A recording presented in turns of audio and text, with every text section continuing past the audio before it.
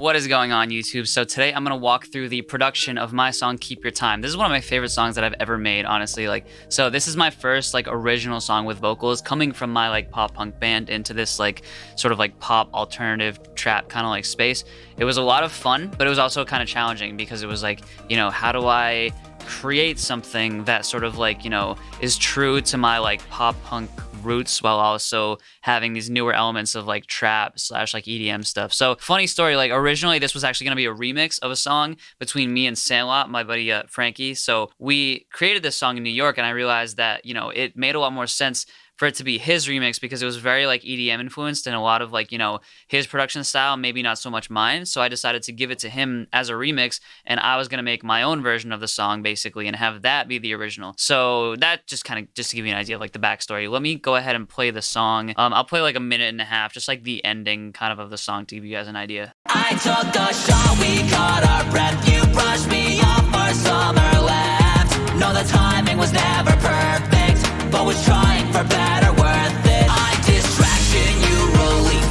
I need passion, you need sleep. Well, I guess no one had the answers till they crept out from underneath. And I never asked for forever, but hey, you'll say I tried. Whatever helps you sleep at night. But baby, don't act like you're better, 'cause hey, it was in your mind. So I'll keep my heart, you keep your time. And I never asked for forever, but hey, you'll say I tried. Whatever helps you sleep at night.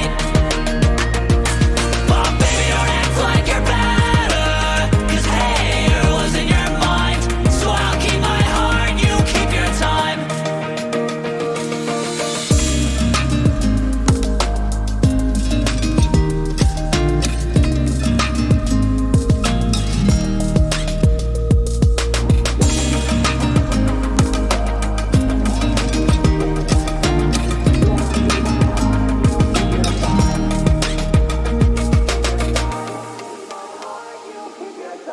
Yeah, so that gives you an idea of how the song goes. That's pretty much unlike some of my other songs, this song, or I guess one of my other songs, this song has just kind of a few elements that are the main key elements, obviously the vocals being the main thing, and then you have your kind of 808 carrying the song, not carrying necessarily, but the 808 is kind of driving the bass, obviously. Then there's some guitars, some synths, some pads, all these elements that kind of just come together and kind of fill out the arrangement. So originally I started with basically just a piano and some vocals. So I recorded the vocals. I approached this the same way that I approached kind of a remix, in that I had my vocals ahead of time and I basically just produced the song around the vocals. So if we go to the verse, basically all we have, and these are heavily tuned. I actually I record and edit all my vocals in Pro Tools because, not gonna lie, Pro Tools is actually the GOAT for comping and editing, and you can't change my mind on that. I'm sorry. So I do all that in Pro Tools, and then I export my stems and bring them all into Cubase. That might be a little convoluted, but I mean, I just have that workflow now, so I'm sticking to it. So yeah, in the in the verses, I have kind of a softer vocal happening here. I hope the next one expects to be held and worshipped. That's obviously a falsetto, and then I have my lower kind of vocal. I hope the next one expects to be held and worshipped. So these are really kind of whispery, that type of shit, to give it really a deeper, more intimate vibe, And then I have, I just layering falsetto along with this vocal. I hope the next one expects to be held and worshipped. Because falsetto by itself sounds kind of weak, obviously. So when you layer falsetto, I feel like falsetto is a little underrated. So layering falsetto above kind of a whispery vocal, or even just a regular vocal, can really just add more texture to it and add that higher octave. Then I have this. I hope the next one expects to be held and worshipped. I guess I doubled up on that. And then I have a harmony happening. I hope the next one expects to be held and worshipped. So, I mean, harmony, that harmony is basically just doing thirds, honestly. The other thing that I have is I have a really auto-tuned affected vocal on some of these parts, I hope the next one expects to be held and worshipped. And I'm going to go into that obviously in the mix video, but I'm going to let you guys in on a secret. It's just this Studer. I think the track is frozen low key, but this Studer UAD A800, that's how you get that ridiculously distorted vocal sound. Auto-tune plus distortion is just such a sound, it's such a great sound. So anyway, that happens in a few sections. Like, you know, I have this like heavily auto-tuned vocal with some harmonies, and I have like a low octave happening as well, like later in the song. I distraction, you relief. I need passion, you need sleep. So that's kind of like what's happening here. It's just like auto-tune plus distortion, and then, you know, your regular vocals doing like, you know, the low and the harmony. And, you know, panning these is like crucial. Like if these vocals weren't panned, they would be so cluttered just in the middle there. So yeah, I mean, that's pretty much, you know, how I have these main vocals arranged. It's just I try to like layer. I've actually progressed a lot since I recorded these, and I do a lot more layering now, but these are kind of like the basics of layering. It's like you got your low, you got your high, you got your harmony, and then you either have like a falsetto where it's fitting, or like a crazy affected like distorted vocal where that fits as well. So all right, so after that I have my chorus vocals. So my chorus vocals, here's what the chorus vocals sound like, and they're pretty intense. So And I never asked for forever, but hey, you'll say I tried. Whatever helps you sleep at night. so obviously there's a few things that go into getting vocals to sound like that. So first off, you know, good performance. Second off, comped from the best takes. I got 2 very raspy takes happening. So here's raspy take number 1. And I never asked for forever, but hey, you'll say I tried. And then raspy take number 2. And I never asked for forever, but hey, you'll say I tried. It's like very raspy, also very in time, very in tune. So it's like, you know, step 1, do a few takes of what you deem a good performance. And then step 2, comp from that and pick out the best syllables or whatever you need to do, you know, because it's the hook. So I really went in and made sure that I was picking the best syllables for everything. I tried to pick the raspiest take for whatever line, you know, because I felt like that was the vibe, you know.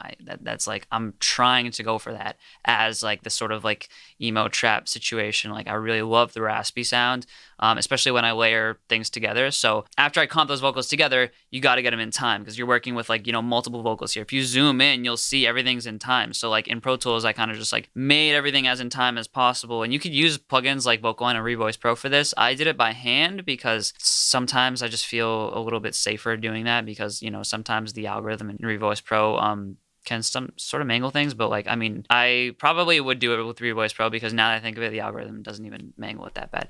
Anyway, you know, after having them be in time, then I tune them with like, you know, Melodyne and make them in tune, because like, you know, when you're trying to hit notes, obviously, like, you know, when you're trying to hit notes and you're trying to be very aggressive, sometimes your tuning falls off. So, I mean, like, obviously, like, I'm not like an A1 singer, so my tuning was falling off in certain parts. So that's part of why these vocals sound good, is because they're so edited and so clean, you know what I mean? And I just really took the time. And, you know, it's copy pasted. So it's like, you only have to do it once pretty much, and then just like copy paste your hook. I mean, I used to do a different recording for every hook, but I'm not about that life anymore.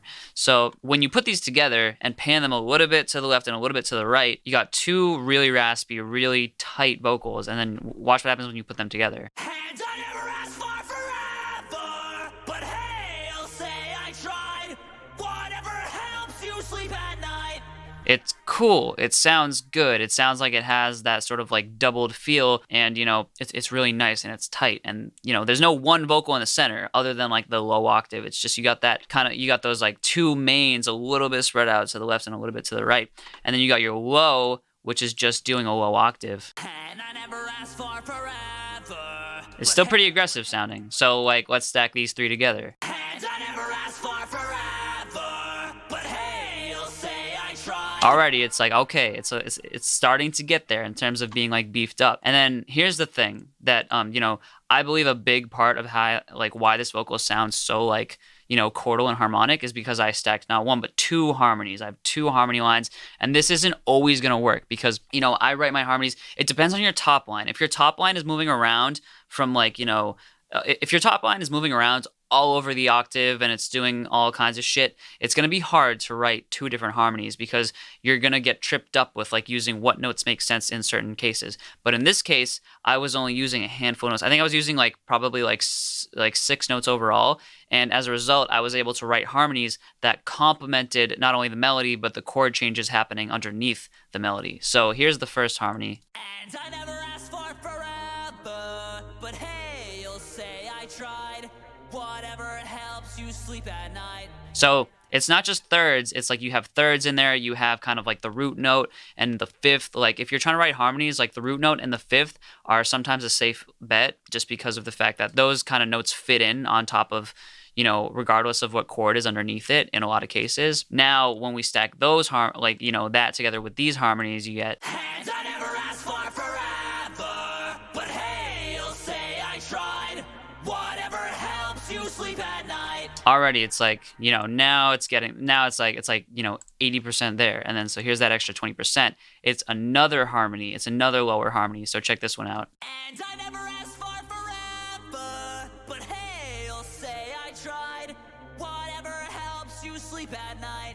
So that's doing something, but it's doing it, you know, just a little bit higher. So you have these two harmonies happening, and there's no sort of like, you know, there's no overlap in terms of like what notes are being hit. And that's why this, or at least not that I know of, that's why this sounds so like rich, is because now when you have these, check out these two harmonies like working together.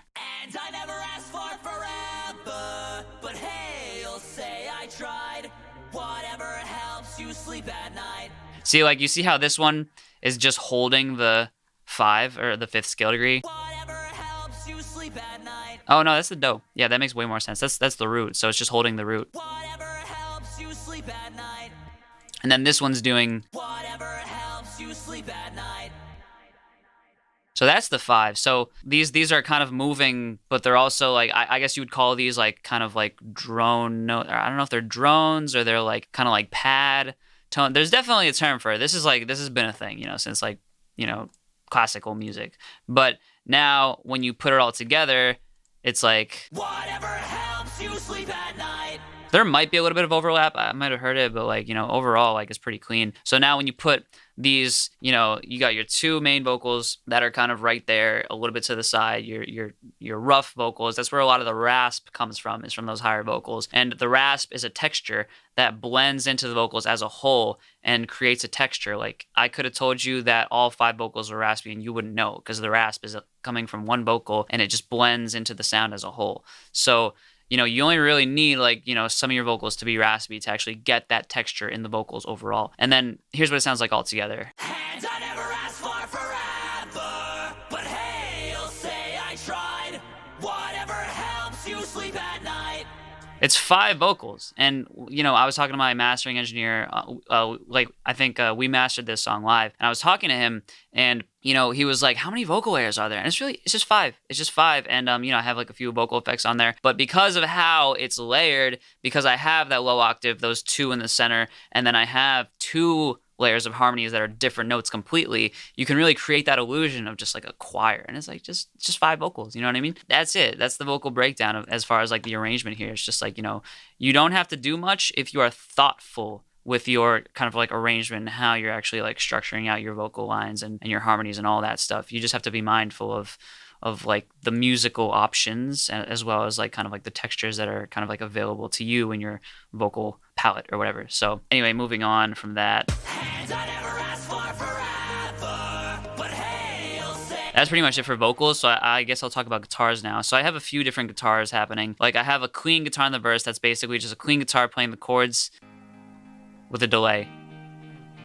Just simple. Clean guitar playing the chords with a delay. The biggest thing is I have these other guitars just doing some arpeggiated chords in certain sections, like the verse. Wait, actually?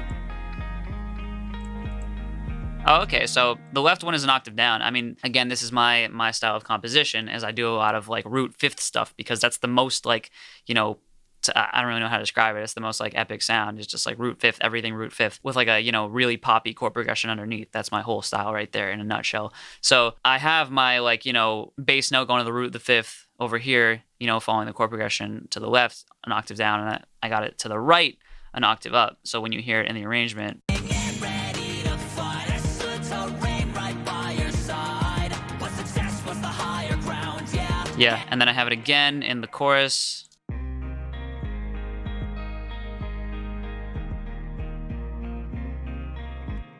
Yep, and then that's So basic. I mean, it's really just those high notes that you really hear that add that texture. But overall, like, you know, guitar is huge for the mid range. That's why I love guitar. That's why people use guitar so much. Not only because it's sick, it's a very developed instrument and it has a whole culture behind it, and like, you know, so much technology and advancement, and like, you know, but also because like from a mix perspective, you know, and an arrangement perspective, it really fills out the mid range. So like that's why we use it so much, is because of that. So, you know, when you listen to this in the mix, Baby, don't act like you're better, 'cause hey, you're losing your mind. So I'll keep my heart, you keep your time. yeah, I don't know why the 808 got solo there for a sec. And then what I have is my, like, all right, so you guys fuck with Angels and Airwaves, because like Angels and Airwaves actually with this shit, I mean, like, I know a lot of us are like Blink fans, but like this went away too quickly. You guys know this sound, right?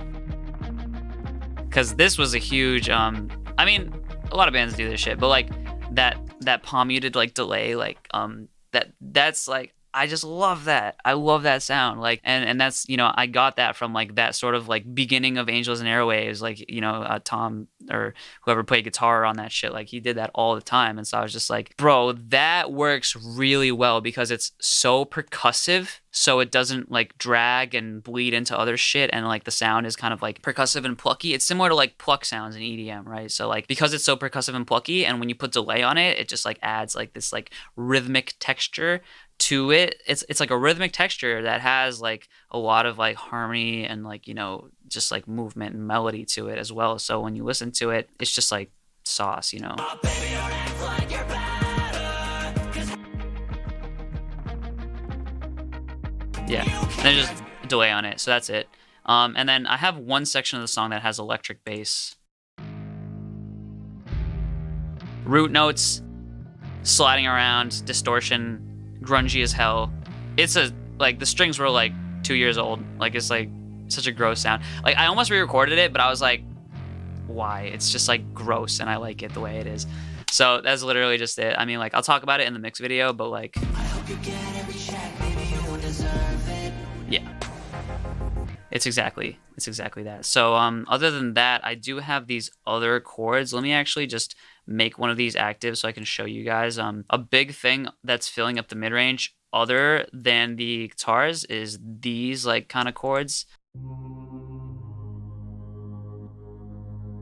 It's just a pad with a few voices with a filter on it. So you can see that it's just like,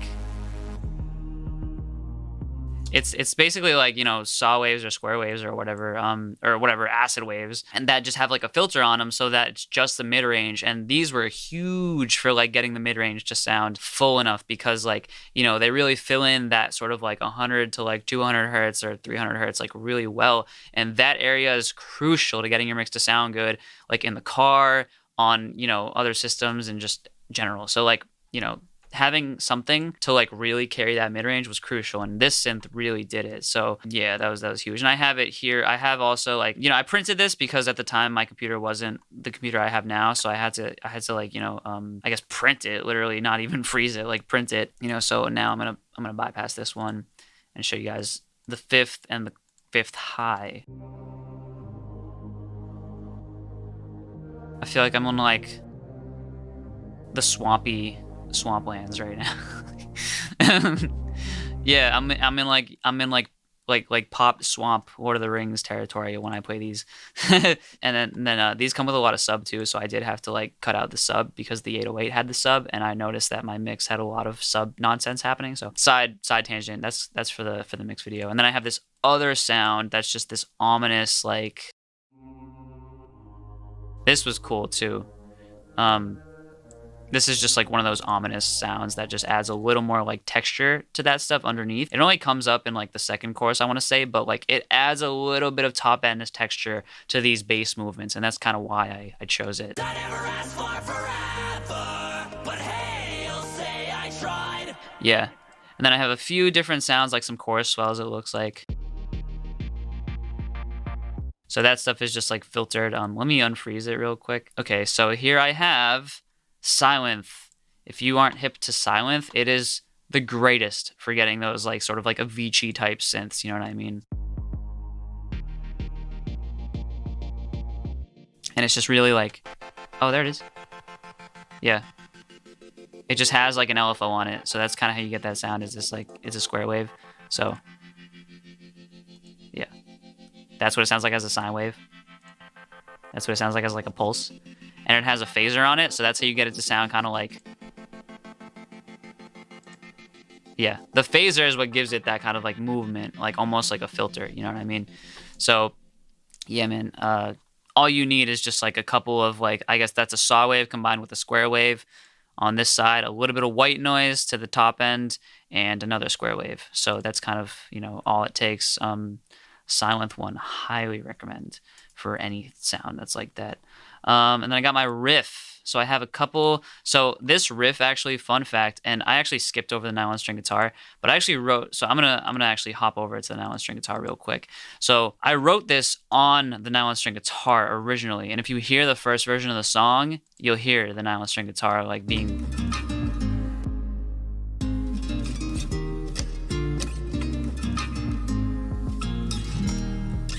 So I wrote, like, this song originated from that riff. So, like, I wrote that riff before I wrote the top line, before I wrote the lyrics, before I wrote anything. And I sent it to Frankie, and I was like, yo, this? And he was like, yeah, fuck yeah. So, like, there's nothing really to it. I mean, it's a guitar riff. I'm not really sure how to break it down, other than it's a chord progression of, like, you know, -6 to 4, and then stays on 4 and goes to 1 and then to 5, and then -6 to major 4 to 1 to 5. Which is, you know, your typical, you know that chord progression, you know what I mean? It's in so many songs.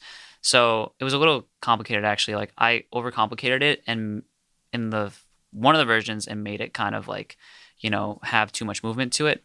But I realized that it was really just like a simplified, it was really just like derived from that like -6 to major 4 to major 1 to major 5 chord progression. The only thing worth noting is that it has this little, like, you know, thingy. The little that thing, you know what I mean? Like, that's just like me hitting the guitar like that. Yeah, let me see if I can just like play it. It's literally just this.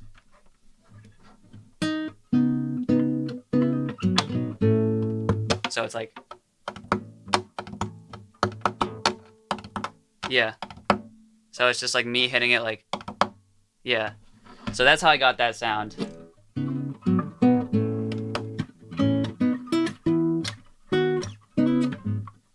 I'm really not in a good position to play this right now.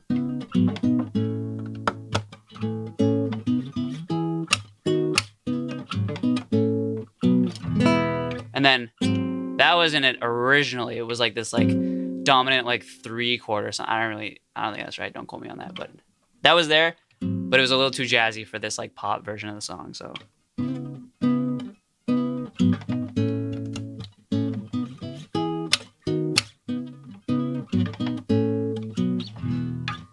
I'm not gonna kill myself trying to get a clean version for you guys right now, but that's how I got that sound. Anyway, moving on. So I couldn't really fit that into the arrangement, into the rest of the arrangement as like nylon string guitar, so I decided to redo it as kind of like a riffy pop like serum sound situation. So there's 2 layers to this, and I'll play them both at the same time.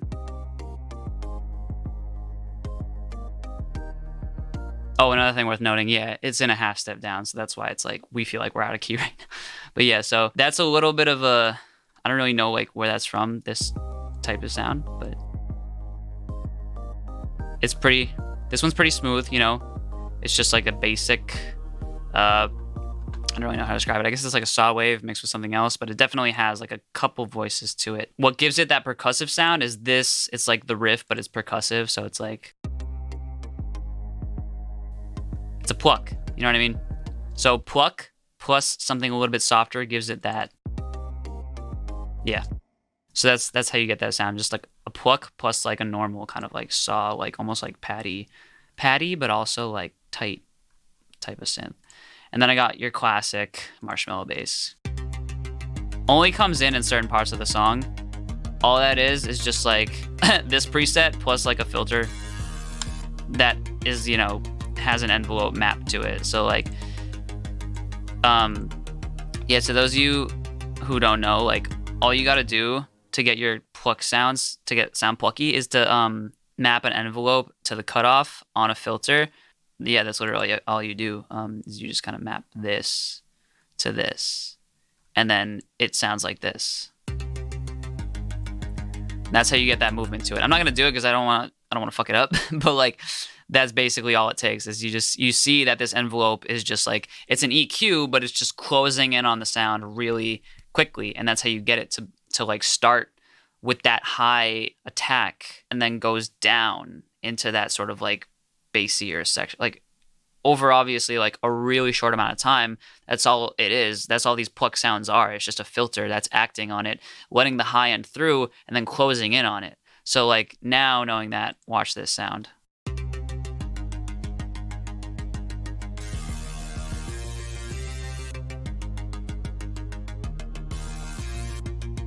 Yeah, so it's all that's all pluck sound is just like a filter with an envelope on the cutoff. So moving on. All right, this is one of my favorite sounds ever, and I like a lot of people say I sound like Owl City on crack, which I fucking love that description. But I actually got this from an AU5 song. I don't really even know if that's how you pronounce his name, but yeah, I love his music. I've been listening to him since like 2013. But you know, he had this song called The Seahorse, and I was just like, I need that sound. I need that sound desperately. So like, this is my shit. This is what the song like starts off with. This like literally, that's how much I love it.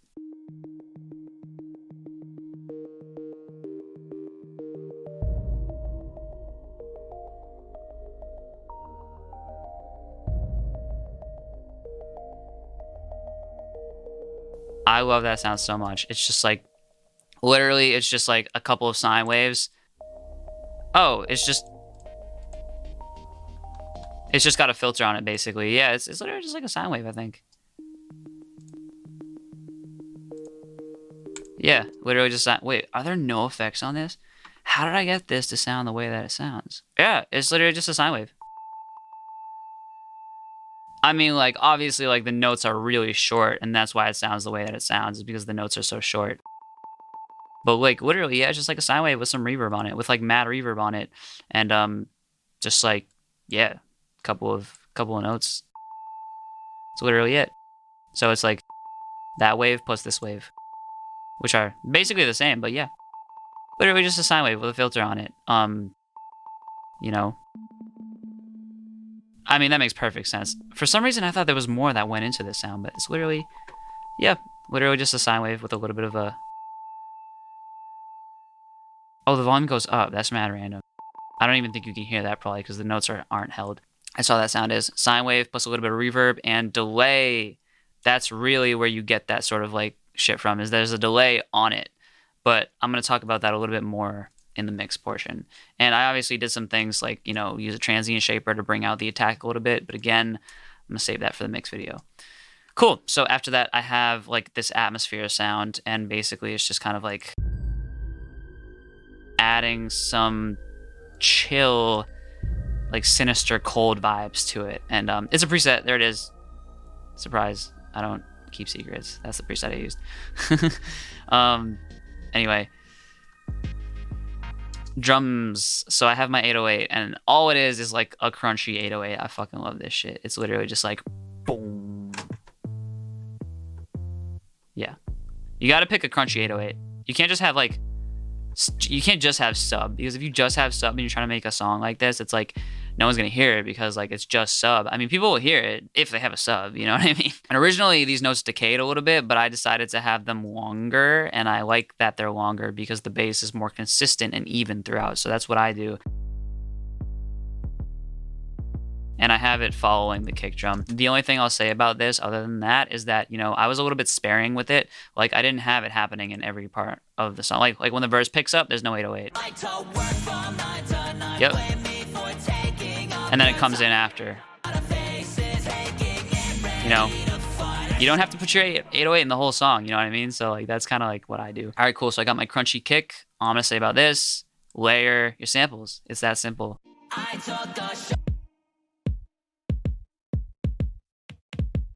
Yep.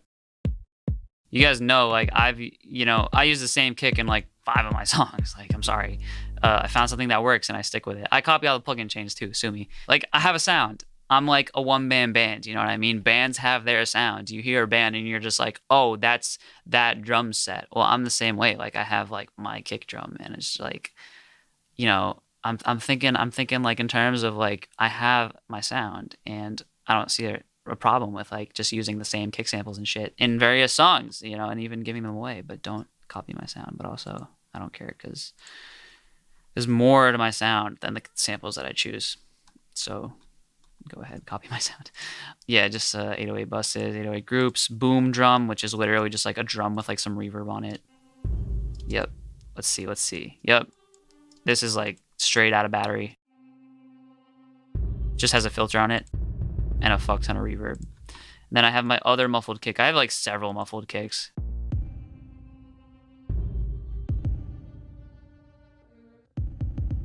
Oh, that's just a regular kick with a ton of reverb on it and a filter to just let just the low end through. And then I have this other deep muffled, which is like almost like an EDM kick. That's like a house kick or like a techno kick or something. Yep. That's a crazy kick. So I have two kicks layered on top of each other, which in general is kind of a no-no. And I was dealing with problems actually with the low end. I think it was distorting in the mastering phase in these sections, but so I had to actually turn this stuff down. I hope you get every check, maybe you deserve it. Yeah, but that's all that is just a couple kicks. I don't have a reverse kick anywhere other than that's a diesel ass reverse kick actually. Reverse kicks, here's the thing with reverse kicks that kind of sucks. Reverse anything, it's really hard to put it in a sampler because you need to be able to kind of see like where the envelope ends and like kind of fade that with the audio on the grid with the downbeat. So part of that is like putting it right there so that it's like, you know, so that the end of that reverse ends right on that downbeat. So if you listen to it, you know what I mean? Yeah. So anyway, moving on. Muffled snare, it's actually a kick. I went into this on my artist video, but yeah, like, yep. That is not actually, that is, why does that sound like that? It's a kick, but it's actually a snare. I think I pitched it up, but I don't see that I pitched it up. So, what the fuck? Weird.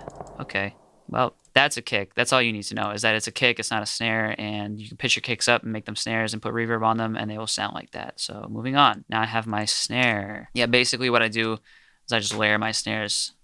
So when you see that, this is kind of what I do. Like I have multiple snares happening, and I just move them around.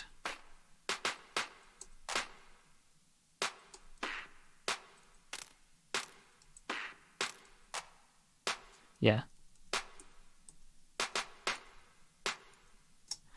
And that kind of, you know, gives me an idea of like what kind of snares sound good is I kind of just like map the MIDI to the 3 and then just move it around using the up and down arrow. And then the winners ended up being this guy, this guy.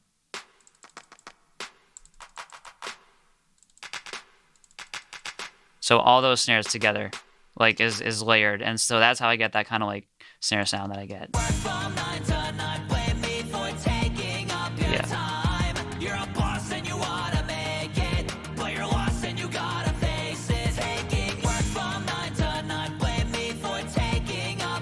Oh wait, I have another snare over here. So check it out. I'm gonna talk about this real quick. So I have another snare, and this snare, I actually do have like a main snare, and that's kind of what I have here is just this snare with a snap layered on top. So that's like 6 sounds. Like 6 sounds went into this snare sound, and I'm not saying you have to layer your shits like crazy like I did, but like I'm very happy with my snare sounds and I layered it a lot. So I think that layering it added to like giving it the sound that it has right now. You know, it has enough punch, it has enough top end, it has like enough like snap and attack to it. And you know, a lot of that has to do with just layering my sounds together. So yeah, I have one part actually that's really kind of cool and worth going into is just this like little section here where I go before the 3rd chord. Oh wait, check it out. Can we just listen to that? So, I feel like I'm like, that's like some like Dance Revolution shit. Hold on. All right. This is the advantage, right? To having all your drums in one like library is that you can just like, wait, those are the claps. Hold up. Yeah.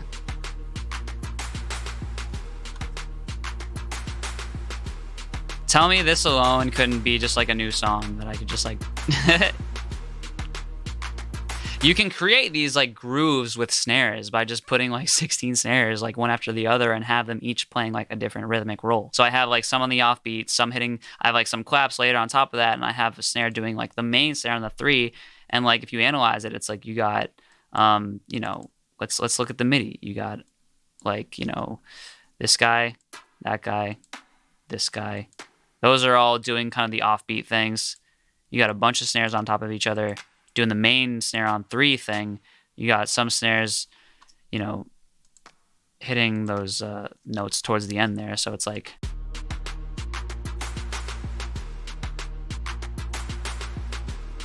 Yeah.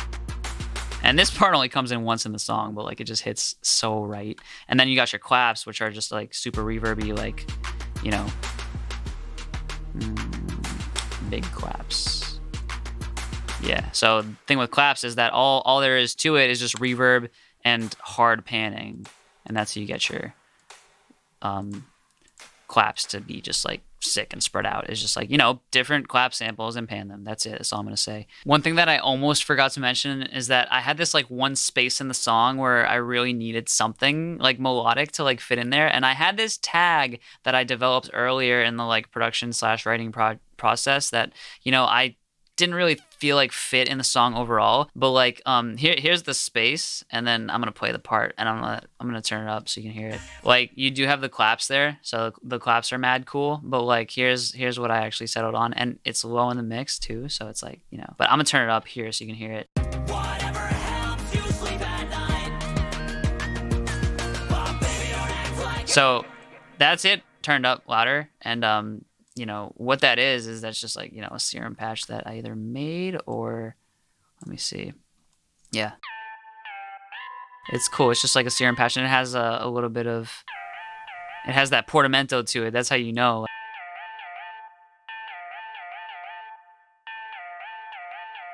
You know, and you can actually turn this up if you wanted to give it more glide, you know?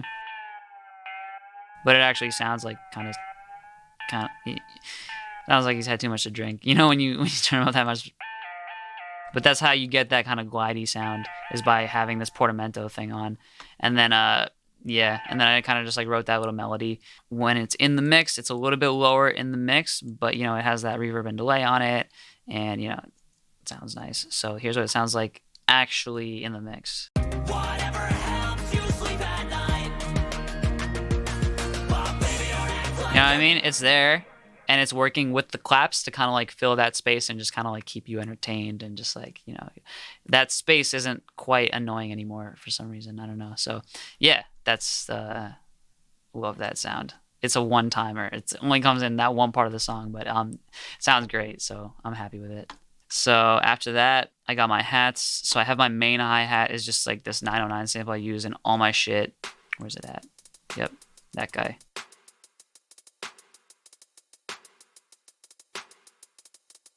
Oops. Yeah, that's my guy. That like sort of like just a clean hi-hat sample. And then after that, I have like a trap hat pattern to add a little bit more groove to it, and that's what this sounds like.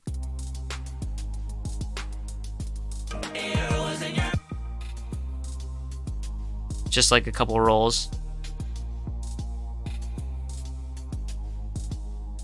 I really like these, like, you know, almost like trap snare sounds. Like when you roll them really fast like that, all that is just kind of like, you know, rolling your snares like. So it's just like a couple of snares that are just kind of like rolling, and some of them that are just like holding it down.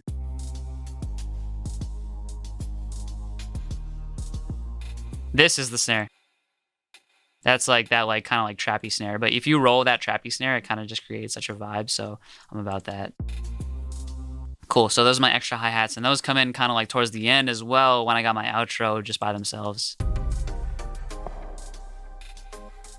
And speaking of the outro, I do have these like sticks. So basically, like I just have like, I think it was just like a stick hit or something like that, and I basically just loaded it up into a sampler. Let me just unfreeze it. So yeah, all I have is these sticks, basically just like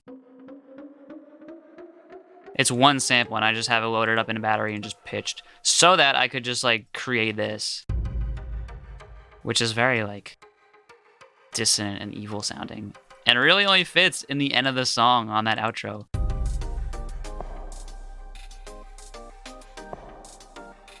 That sound just makes the outro what it is, in my opinion. So yeah, other than that stuff, I just have like, you know, a few different effects and risers and just you know, just like that sample, some white noise, like a white noise riser, and then some other like white noise sounds, just like soft white noise sounds.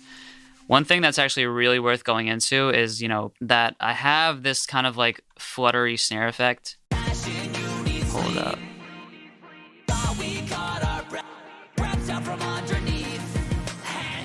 So the way that I got that is that I have a snare, I have a reverb being sent from the snare.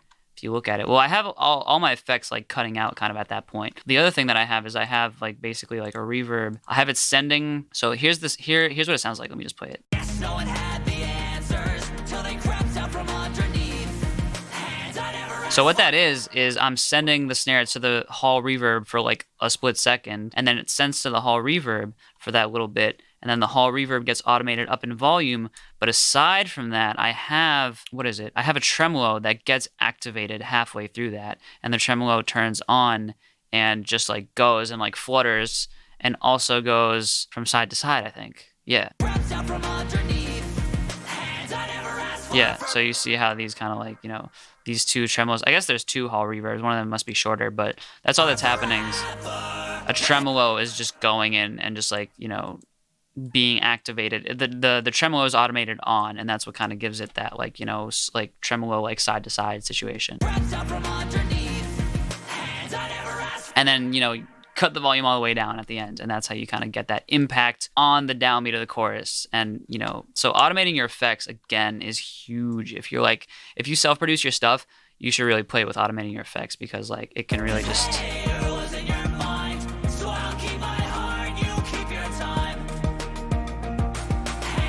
yeah. So I guess I automated it down there because it was probably like a little too cluttered sounding, and then I automated it down completely here, so that, you know, on this hit, those reverbs weren't kind of like in the way. You know what I mean? So yeah, that's pretty much it. Like I pretty much just automate my delays, automate everything, you know, to add movement to stuff. And yeah, that's pretty much it. I've covered the whole mix at this point, every element. And, you know, I hope this was helpful. I hope that you guys got something out of this, and this kind of gave you maybe some ideas for your next production. You know, how I got the sounds that I got, how I kind of like wrote the song, or how I like, you know, arranged everything. And yeah, so anyway, I will see you on the next one, and most importantly, please check out the song and listen to it and add it to your playlist if you enjoy it, and, you know, like and subscribe if you found this helpful. And I'm willing to hear any comments you guys have, any feedback, or also just like if you fuck with the song, if you fuck with this video. Yeah, so until next time, I will see you soon.